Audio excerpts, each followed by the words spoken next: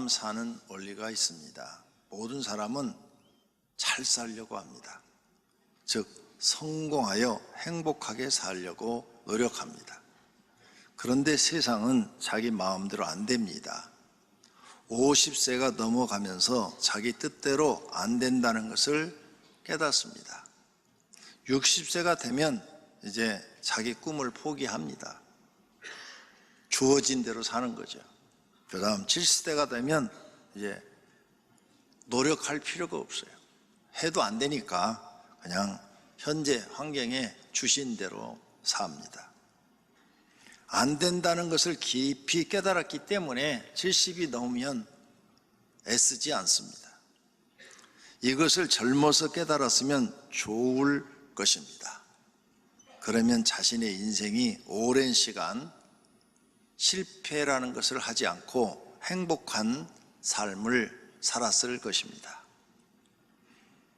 그러면 오늘 첫째로 생각해 볼 것은 성경은 사람마다 자기 지식과 실력이 있다고 합니다.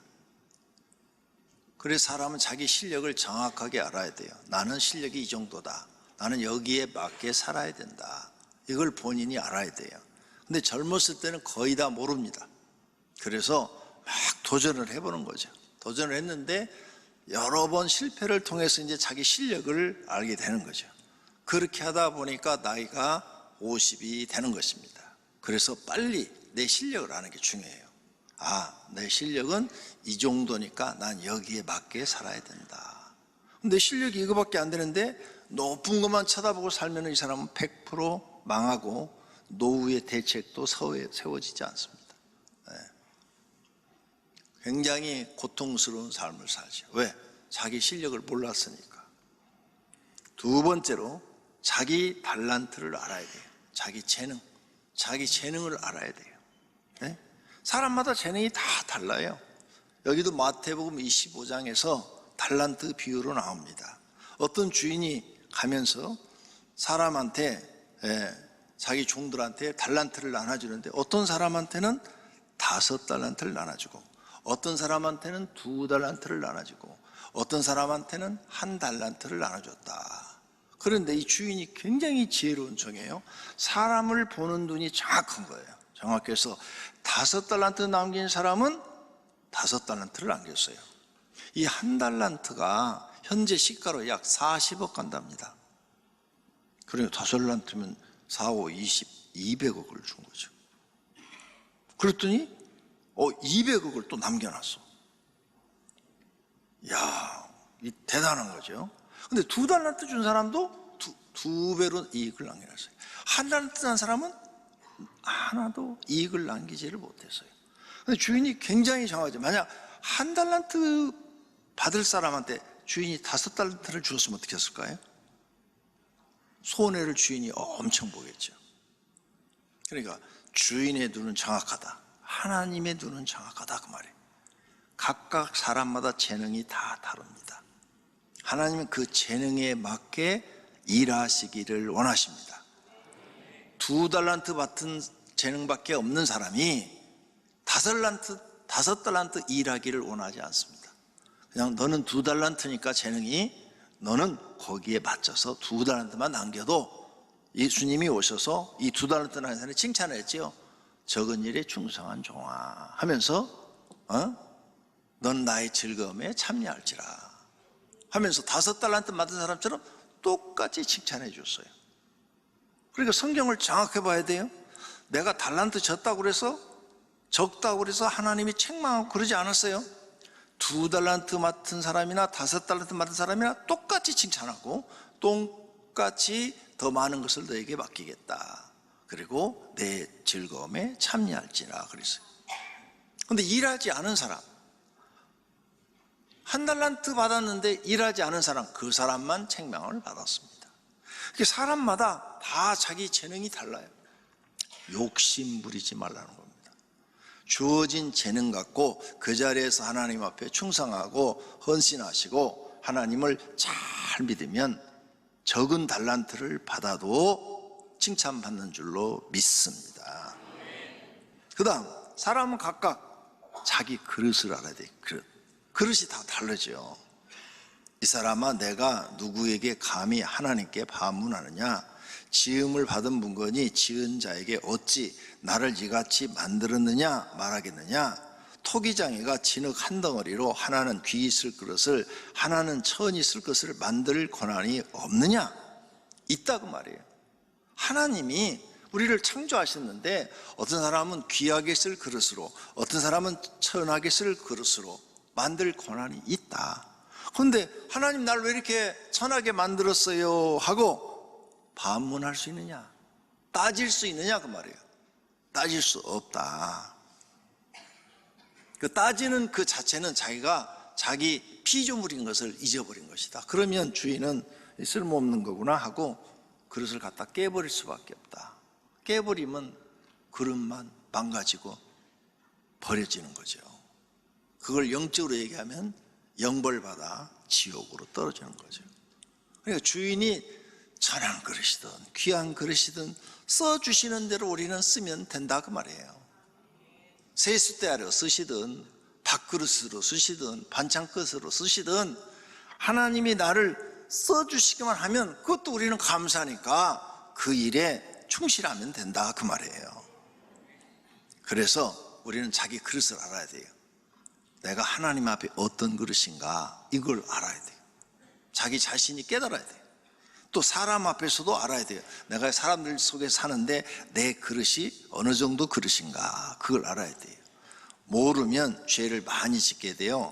그 벌로 실패와 고통을 받아야 합니다.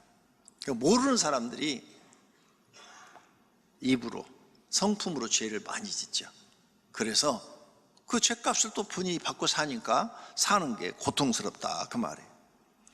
디모데후서 2장에 큰 집에는 금그릇과 은그릇뿐 아니라 나무 그릇과 질그릇도 있어 귀하게 쓰는 것도 있고 천하게 쓰는 것도 있나니 그러므로 누구든지 이런 것에서 자기를 깨끗하게 하면 귀히 쓰는 그릇이 되어 거룩하고 주인의 쓰임에 합당하며 모든 선한 일에 준비함이 되리라. 아멘. 네. 큰 집에는 그릇 종류가 수백 가지, 수천 가지가 될 수가 있죠. 다 다르단 말이에요. 그러니까 나를 천하게 쓴다고 불만 불평하지 말고 그 천한 자리에서 충성을 다하라는 거예요. 그 다음에 네가 금그릇처럼 귀하게 쓰임받고 싶다 주인한테. 그러면 깨끗한 사람이 되라. 큰 그릇이 되고 싶으면 자신을 깨끗하게 해라. 깨끗하게 하는 사람이 어떤 사람입니까? 마음을 거짓을 없애고 욕심을 없애고 주인한테 언제나 성실하고 정직하고 진실하고 부지런하고 주인의 말에 순종 잘하고 맡겨진 일을 책임을 다하고 이런 모습을 보여야 주인이 그를 믿고 쓰죠. 깨끗해. 저 사람 근데 주인이 종을 볼 때 쟤는 마음을 알 수가 없어. 도대체 저 속에 뭐가 들어있는 거야? 능구렁이가 들어있는 거야? 여우가 들어있는 거야? 그러면 아무도 안 쓰는 거죠. 주인의 마음에 들어야, 즉 하나님 마음에 들어야 큰 그릇으로 쓰임을 받게 된다는 말씀입니다. 간사한 마음, 더러운 마음, 악한 마음은 마귀가 들어가서 사용합니다. 마귀가 들어가서 미혹하여 잘못된 신앙을 가지게 하여 평생 하나님을 믿고도 영벌을 받는 길을 가는 사람들은 자기 욕심 때문이라고 말씀합니다. 그러니까 욕심이 많은 사람은 마음이 깨끗하지 않은 사람이에요. 더러운 사람이죠. 그러므로 이런 사람들은 하나님의 심판을 받습니다. 그때 내가 그들에게 밝히 말하되 내가 너희를 도무지 알지 못하니 불법을 행한 자들아 내게서 떠나가라 하리라. 아멘. 예수님이 말씀하신 그렇게 욕심에 이끌려서 너희 욕심대로 사는 사람들아 너희는 너희 자신을 너무나 모르고 교만하고 오만하고 자만에 빠졌다는 거죠. 결국 불법을 행한 자들아 내게서 떠나라는 거죠. 인자가 그 천사들을 보내리니 예수님이 천사들을 보내리니 그들이 그 나라에서 모두 넘어지게 하는 것과 또 불법을 행하는 자들을 거두어내어 심판해 버린다는 거예요. 그러니까 욕심은 불법을 행하게 돼 있다는 거죠. 그러므로 우리는 마음속의 욕심, 마귀가 주는 욕심을 내쫓아야 됩니다. 두 번째로 자기 실력을 아는 사람이 되어야 편안하게 삽니다. 교만한 사람은 자기 실력을 모릅니다. 나는 내 실력을 몰라. 그래서 자꾸 이 사람은 자기를 대단한 사람으로 착각하는 거예요. 자기가 대단한 실력이 있는 사람으로. 그런데 실제는 실력이 없어요. 교만한 사람은 자기 실력이 없는데 실력이 있는 사람으로 자꾸 다른 사람들한테 표현을 하는 거죠. 표현을 해요. 그러니까 그런 사람은 하면 실패하는 거예요. 겸손한 사람은 자기 실력을 알고 분수에 맞게 삽니다. 젊어서부터 자기 실력을 아는 사람이 있어요. 절대 무리하게 가정을 꾸려가지 않습니다. 형편에 맞게 사는 걸 배운 거죠. 그래서 하나님이 주시는 것만큼만 일을 하고 주시는 것만큼만 일을 해서 안정적으로 조금씩 성장해 가는데, 이게 더디게 사는 것 같아도 망하는 사람보다는 훨씬 낫습니다. 그래서 가족과 함께 편안하고 행복한 삶을 사는 거죠. 이런 사람이 주시는 대로 사는 사람입니다. 세 번째로는 50살 이하는 꿈을 이루려고 도전해 볼 수 있습니다. 그러면 주시는 대로만 살면은 나는 아직 젊은데 그래도 나도 좀 크게 한번 일을 해보고 싶은데 나는 전혀 기회가 없냐? 있어요. 그 방법도 가르쳐 드려야죠. 있어요. 근데 지금부터 가르쳐 주는 이 원칙을 지키시지 않으면 하지 마세요. 100% 실패합니다. 우리 인생에서 하나님이 축복하지 않으면 절대로 안 됩니다. 그러려면 50살까지 30살, 40살, 30대, 40대 나도 뭔가 도전해서 큰 일을 한번 해보고 싶다, 이런 분들은 첫째, 기도의 사람이 되십시오. 무슨 일이든지 하나님 앞에 기도하는 사람, 엎드려 기도하는 사람이 되십시오. 그 다음, 예배를 철저하게 드리며 하나님을 경외하십시오. 세 번째로는 무슨 일이든 찾아서 하나님이 맡겨준 일은 충성을 다해서 하나님 앞에 인정을 받으십시오. 그 다음에 네 번째로는 물질로도 하나님을 공경하십시오. 다섯 번째는 자신보다 어려운 사람이 있으면 항상 돕는 사람이 되십시오. 그 다음, 하나님 사랑, 이웃 사랑을 철저히 지키십시오. 그게 10계명을 지키는 겁니다. 1에서 4계명은 하나님 사랑, 5에서 10번째는 이웃을 사랑하는 겁니다. 그래서 하나님 앞에 철저하게 믿음을 보이세요. 7번째로 어떤 경우에도 하나님과 이웃에게 악을 행하지 마십시오. 내가 손해를 볼지언정 절대 이웃에게 피해를 주지 마세요. 악을 행하면 앞에서 한 모든 상급과 복이 없어지고 벌로 바뀌게 됩니다. 벌을 받고 있는데, 그래서 뭐든지 실패해서 지금 어려움을 당했는데도 회개하고 고치지 않으면 하나님 떠나십니다. 영벌을 받습니다. 사울왕처럼 되는 것입니다. 이런 하나님을 섬기는 원칙을 지키시는 분은 30대, 40대 한번 큰 그릇이 되고자 도전해 보십시오. 근데 나는 그런 신앙이 안 돼 있다 하지 마십시오. 100% 실패하고 60대, 70대 가서 더 고생하십니다. 지금보다 더 고생하세요. 빚지면은요, 빚진 죄인이라고 엄청 고생하십니다. 꼭 이 원칙을 지키는 분들이 되시기를 바랍니다. 네 번째로, 그러면 나는 그런 큰 도전하는 꿈이 없다. 그러면 어떻게 하냐? 어떻게 살아야 되냐, 인생을? 하나님이 주시는 대로 살려면 일을 해야 됩니다. 어떤 사람은 일도 안 하면서 주시는 대로 살겠다. 아니, 일하는데, 성경에 일하는 사람은 일하기 싫어하거든 먹지도 말게 하라 그랬어요. 주시는 대로 살려면 일을 반드시 하셔야 됩니다. 누구에게서든지 음식을 값없이 먹지 말고 오직 수고하여 애써 주야로 일함은, 사도 바울은요, 값없이 음식 안 먹었대요. 주야로 일을 했대요. 너희 아무에게도 폐를 끼치지 아니하려 함이니. 일을 해야 남한테 피해를 안 주는 거예요. 남자가 일을 해야 자기 가족한테 피해를 안 주고, 어려운 가정은 안 해도 나가서 일을 해야 자기 가정에 도움이 되고 피해를 안 주는 거예요. 근데 이런 일하는 걸 안 배운다, 일하기 싫어한다, 굶어야죠. 그 집은 다 굶으세요. 그냥 한 3일만 굶으면 눈이 그냥 확 돌아가가지고 뭐든지 일을 하려고 할 테니까 성경대로 사셔야 돼. 그래야 주시로대로 사는 걸 배우는 거예요. 성경에 이르렀으되 곡식을 밟아 떠는 소의 입에 망을 씌우지 말라.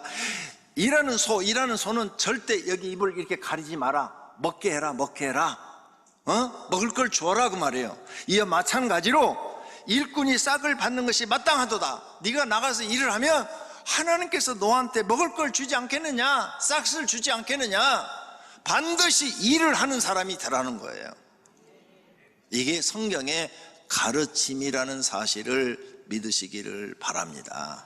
그러니까 일 안 하는 사람은 하나님 말씀을 불순종하는 사람이에요. 그런 사람은 죽을 때까지 가난을 못 벗어납니다. 그 다음 욕심 부리지 말라 그래요. 너희는 욕심을 내어도 얻지 못하여 그랬죠. 살인하여도 취하지 못한다. 욕심 부리지 마라. 네 욕심대로 절대 세상 안 된다. 이걸 빨리 깨달아라. 그리고 항상 겸손해야 합니다. 겸손한 사람은 자기 실력을 아는 사람이라고 앞에서 가르쳐드렸죠. 항상 내 실력을 아니까 사람들 앞에서 나를 낮추고 남을 존중할 줄 알고, 내가 남을 존중만 해줘도요, 그 주변의 사람들이 저 사람 사람이 됐어, 참 사람이 정말 됐어, 저 사람 어려운데 내가 뭐 밥이라도 한 걸 사줘야지, 내가 뭐 도와줄 거 없나 이래요. 그런데 교만한 사람은요, 저건 없으면서 맨날 잘난 척만 해. 내버려둬. 저건 지가 알아서 하라고. 아무도 도와주려고 안 해요. 교만한 사람은. 겸손한 사람은 누군가 옆에서 그래도 뭐라도 이렇게 좀 도움이 돼주려고 한다는 거죠. 그래서 겸손하고 낮추고 남을 존중할 줄 알아야 되는 거죠. 그래서 말도 남을 존중하는 말을 해야 되는 겁니다.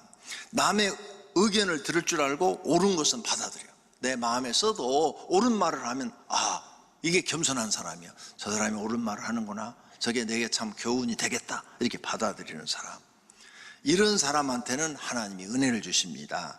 더욱 큰 은혜를 주시나니 그랬죠. 누구한테? 교만한 자는 물리치고 겸손한 자에게 은혜를 주시느니라. 할렐루야. 이런 걸 교회 와서 배워야 인생을 배우는 겁니다. 하나님께 은혜 많이 받고 싶으세요? 겸손하세요. 그러면 하나님의 은혜를 주신다는 겁니다. 그 다음 주신 대로 살려면 항상 감사하는 마음을 길러야 돼요. 범사에 우리 주 예수 그리스도의 이름으로 항상 아버지께 감사하며, 감사. 항상 하나님께 감사.